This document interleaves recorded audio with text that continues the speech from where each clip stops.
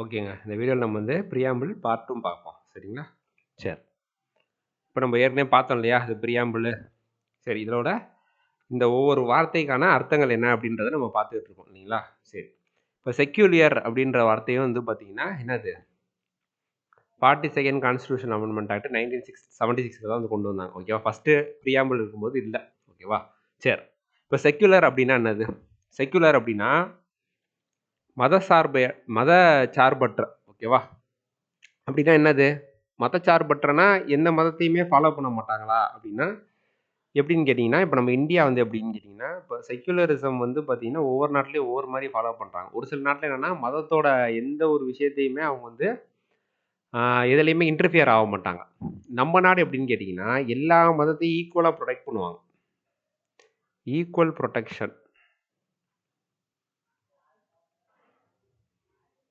ஓகேவா? ஆனா, does not uphold any religion. என்னது? Any religion. எந்த ரிலிஜியத்தையும் எந்த ரிலிஜனையும் என்ன பண்ண மாட்டாங்க, தூக்கிலாம் பிடிக்க மாட்டாங்க. ஆனா எல்லா ரிலிஜனையும் என்ன பண்ணுவாங்க, ஈக்குவலா ப்ரொடெக்ட் பண்ணுவாங்க. இதுதான் வந்து செக்யூலர் நம்ம நாட்டை பொறுத்தளவு. ஓகேவா? அந்த செக்யூலர்ன்றதுக்கான அர்த்தம் வந்து இதுதான். சரியா? The Indian Constitution embodies the positive concept of secularism. All religions in our country have the same status and support from the state. ஓகேவா?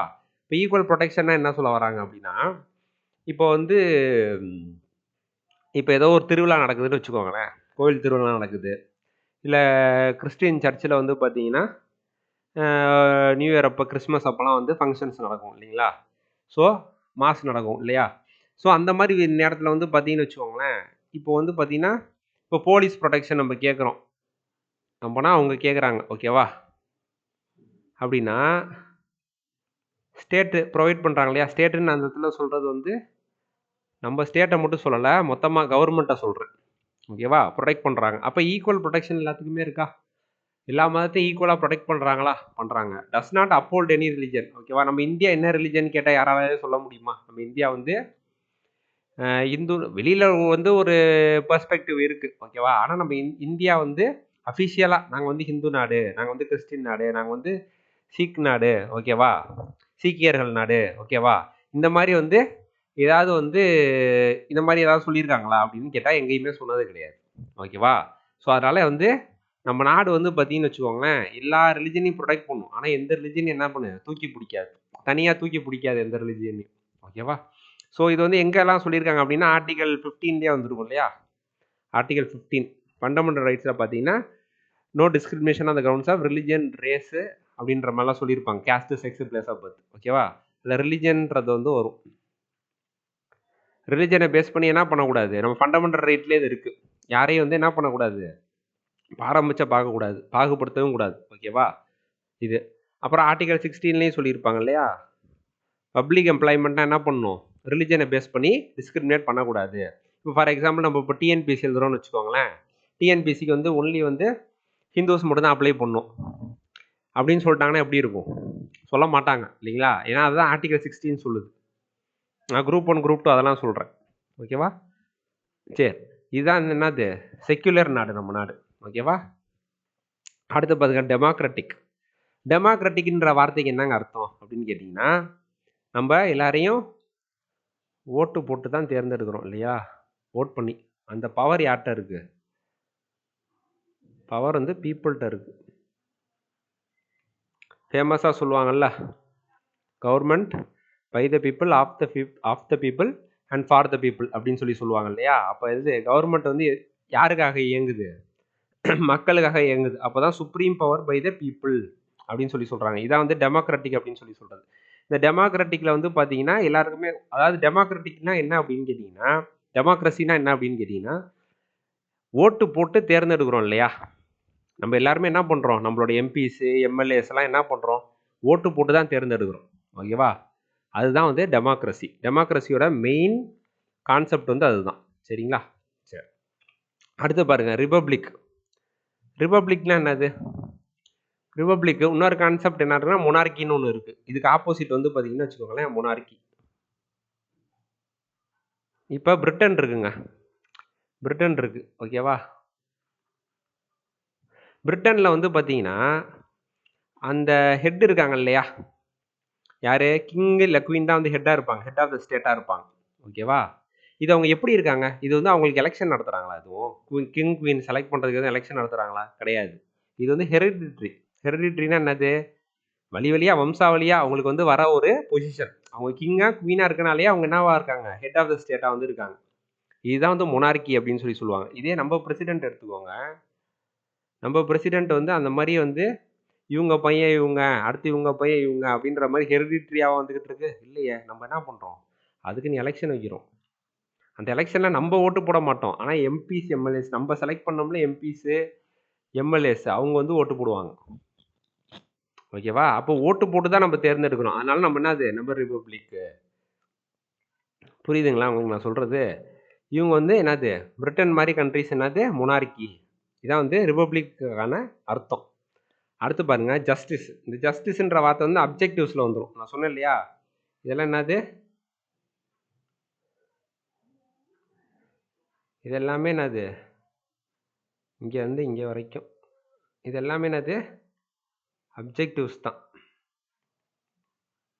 ஓகேவா.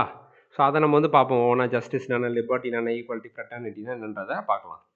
சரி, இப்போ ஜஸ்டிஸ்னா என்னது, ஓகே. இப்போ ஜஸ்டிஸ் அப்படின்ற வார்த்தை இருக்குது. ஜஸ்டிஸில் வந்து 3 ஜஸ்டிஸ் இருக்குங்க. ஒன்று வந்து சோஷியல், இன்னொன்று வந்து எக்கனாமிக், இன்னொன்று வந்து பொலிட்டிக்கல், ஓகேவா.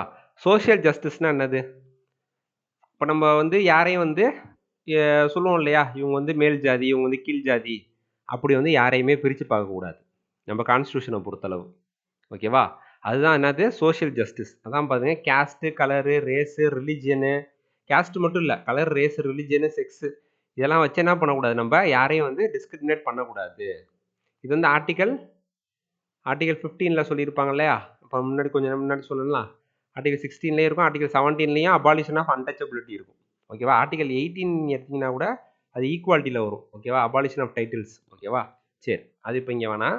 15, 16, 17 வந்து என்ன பண்ணியிருப்பாங்க, சோஷியல் ஜஸ்டிஸ் பற்றி வந்து பேசியிருப்பாங்க, ஓகேவா. அப்போ நம்ம யாரையுமே என்ன பண்ணக்கூடாது, கேஸ்ட்டை வச்சோ இல்லை கலர், ரேஸ், ரிலிஜனை வச்சோலாம் என்ன பண்ணக்கூடாது, டிஸ்கிரிமினேட் பண்ணக்கூடாது. அப்படி டிஸ்கிரிமினேட் பண்ணால் என்ன ஆகும், அதுக்கு தான் அந்த ஆர்டிகல் கொடுத்துருக்காங்க. இது மூலியமாக என்ன பண்ணலாம், நம்ம டேரெக்டாக சுப்ரீம் கோர்ட்டுக்கே போகலாம்.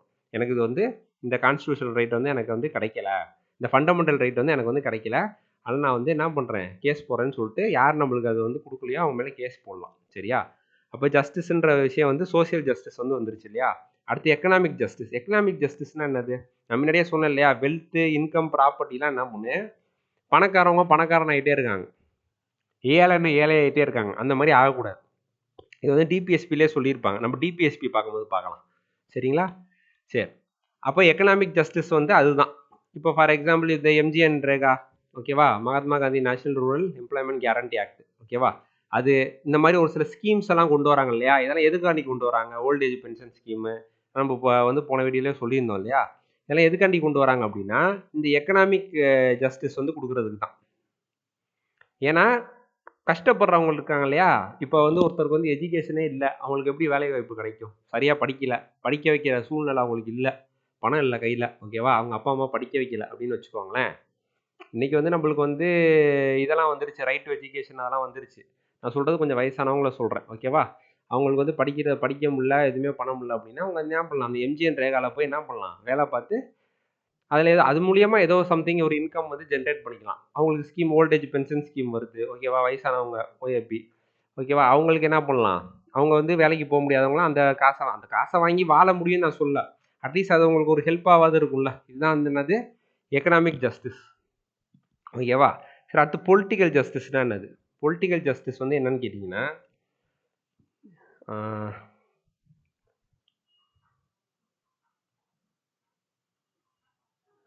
யூனிவர்சல் அடல்ட்டு சஃப்ரேஜ் அப்படின்னா என்ன அர்த்தம், நம்ம நாட்டில் வந்து பார்த்தீங்கன்னா ஓட்டு போடுறதுக்கு 18 வயசுங்க இப்போ, ஓகேவா.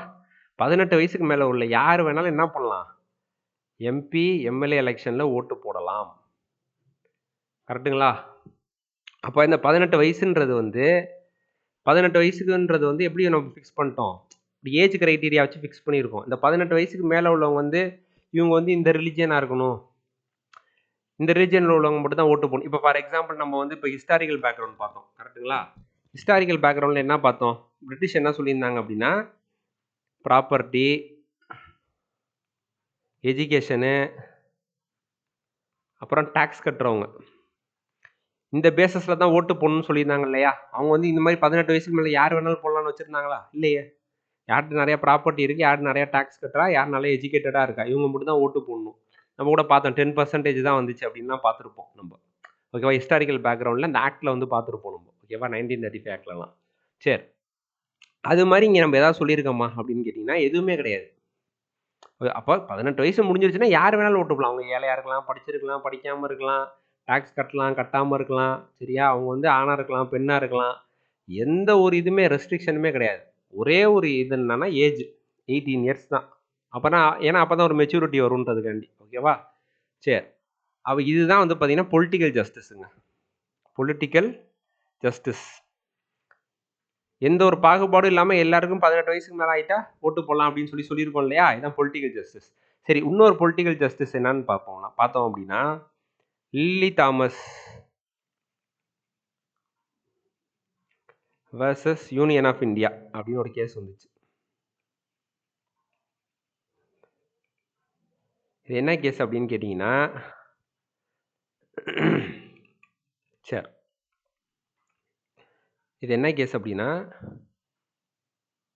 இப்போது ரெப்ரசன்டேஷன் ஆஃப் பீப்புள் ஆக்ட்னு ஒன்று இருக்குங்க, 1951. இது வந்து நம்ம எலெக்ஷன் கமிஷன் வந்து படிப்போம்ல, அப்போ நம்ம இதை பற்றி டீட்டெயிலாக படிக்கலாம். இப்போதைக்கு நான் மேலாப்பில் சொல்கிறேன். இதில் என்ன சொல்லியிருந்தாங்க அப்படின்னா, இப்போ வந்து ஒருத்தர் வந்து எம்பியாவோ இல்லை எம்எல்ஏவாவோ இருக்கார், ஓகேங்களா? ஸோ அவருக்கு வந்து பார்த்தீங்கன்னா அப்படின்னா, இப்போ வந்து அவர் வந்து ஏதோ ஒரு கேஸில் வந்து ஏதோ ஒரு கேஸ் அவருக்கு அகேன்ஸ்டாக இருக்குது. இப்போ என்ன பண்ணிட்டாங்கன்னா 2 years ஆர் மோர் ஜெயில் அப்படின்னு அவருக்கு வந்து அவரை வந்து குற்றவாளி அப்படின்னு சொல்லி தீர்ப்பு அளிச்சிட்டாங்கன்னு வச்சுக்கோங்க. அது எவ்வளோ நாள் இருக்கணும்? 2 years ஆர் மோர். ஓகேவா? 2 years இருக்கலாம், இல்லை 2 yearsக்கு மேலே இருக்கலாம். ஓகேவா? அந்த மாதிரி என்ன பண்ணிட்டான், அவன் மாதிரி பண்ணிட்டா, இப்போ நம்ம நார்மல் பீப்புளாக இருக்கோம்னு வச்சுக்கோங்க. இப்போ லெஜிஸ்லேட்டர் விட்டுருங்க, எம்பி எம்எல்ஏ விட்டுருங்க. அப்போ நம்ம நார்மல் பீப்புளாக இருக்கோம் அப்படின்னா, அதாவது எம்பி எம்எல்ஏ இல்லை அப்படின்னா, நம்மளால் என்ன பண்ண முடியாதுன்னா, எலெக்ஷனில் வந்து கண்டெஸ்ட் பண்ண முடியாது. Disqualified from contesting the election நம்ம. ஓகேவா? இதே நீங்கள் வந்து லெஜிஸ்லேட்டர் எடுத்துக்கிட்டீங்கன்னு வச்சுக்கோங்களேன். லெஜிஸ்லேட்டர்னால் நான் எம்எல்ஏஸு அந்த மாதிரி சொல்கிறேன். எடுத்துட்டிங்கன்னா என்ன பண்ணலான்னா 3 months டைம் உங்களுக்கு. டிஸ்குவாலிஃபை பண்ண மாட்டாங்க உடனே, அதாவது கோர்ட்டு தீர்ப்பு வந்துடும். 3 months டைமில் வந்து அவங்க வந்து ஹை கோர்ட்டில் வந்து அவங்க வந்து என்ன பண்ணலாம், கேஸை வந்து சப்போஸ் சப்பார்டினேட் கோர்ட்டில் எதையாவது இருந்துச்சு அப்படின்னா ஹை கோர்ட்டில் வந்து அப்பீல் போகலாம். அங்கேயும் வந்து கன்விக்ட்டுன்னு சொல்லிட்டாங்க அப்படின்னா அடுத்து 3 months ஒரு டைம் கொடுப்பாங்க. அதுக்கப்புறம் சுப்ரீம் கோர்ட்டு போகலாம். அங்கேயும் கன்விக்ட்டுன்னு வந்தால் தான் என்ன ஆகும், டிஸ்குவாலிஃபை ஆவாங்க. அப்போ லில்லி தாமஸ்ன்றவங்க வந்து என்ன பண்ணாங்க, கேஸ் போட்டாங்க. இது என்னது வந்து நார்மல் பீப்புளுக்கு ஒரு ஜஸ்டிஸு, லெஜிஸ்லேட்டர் இருக்கவங்களுக்கு ஒரு ஜஸ்டிஸா அப்படின்னு சொல்லவும் 2 years ஆர் மோர் ஜெயிலு இது சொல்லவும் என்ன பண்ணிட்டாங்க அப்படின்னு கேட்டிங்கன்னா அதை வந்து மாற்றினாங்க. இது என்னன்னு மாற்றினாங்க அப்படின்னா, லெஜிஸ்லேட்டராக இருந்தாலும் ஒன்ஸ் கன்விக்ட்டுன்னு கோர்ட்டில் வந்துருச்சு அப்படின்னா அந்த நேரமே என்ன வரும், அவங்க பதவி வந்து பறிபோயிடும், டிஸ்குவாலிஃபைடு அவங்க. ஓகேவா? இந்த 3 மாதம் அப்புறம் ஒரு 3 மாதம் இந்த டைம்லாம் கிடையாது. ஓகேவா? இதுதான் வந்து சொன்னாங்க. அதுக்கப்புறம் அவங்க வந்து அப்பீல் போய் அவங்க வந்து இது இல்லை, இது வந்து நான் வந்து குற்றமற்றவர் அப்படின்ற மாதிரி ப்ரூவ் ஆயிடுச்சுன்னா அப்போ வந்து பார்த்தீங்கன்னா அது வேற, சரிங்களா?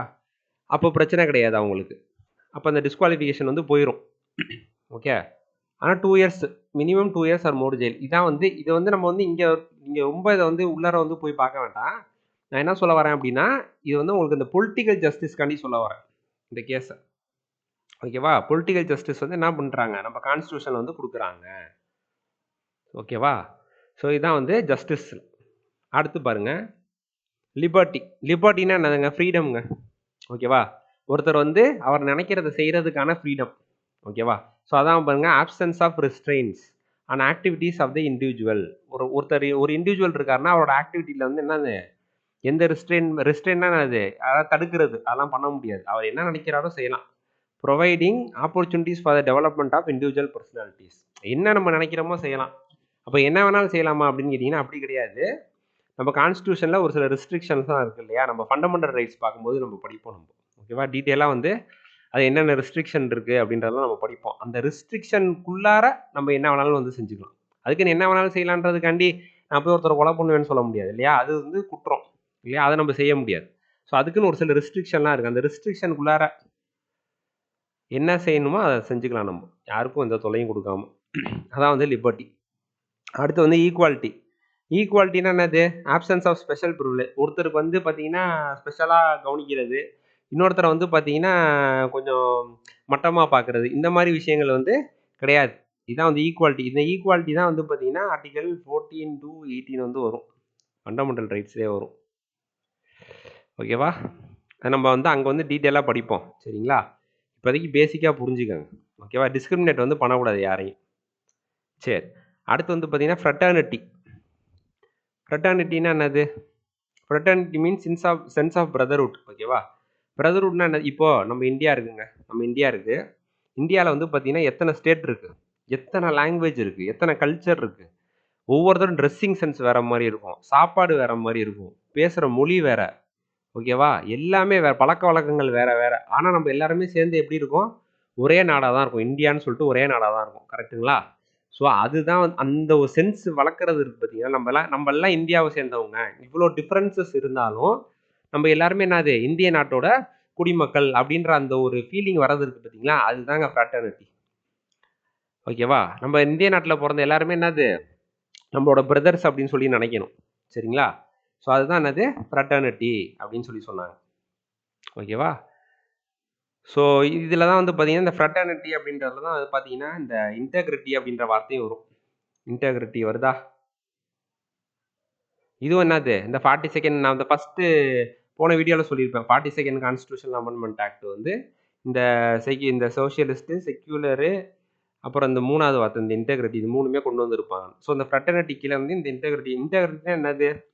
நம்ம நாடு வந்து பார்த்தீங்கன்னா இப்போ நம்ம ஸ்டேட் இருக்குல்ல, ஒரு 28 ஸ்டேட் இருக்குது அப்படின்னா, இந்த ஸ்டேட் வந்து இப்போ நம்ம தமிழ்நாடு வந்து இந்தியா விட்டு வெளியே போகணும்னு நினச்சா நம்மளால போக முடியாது.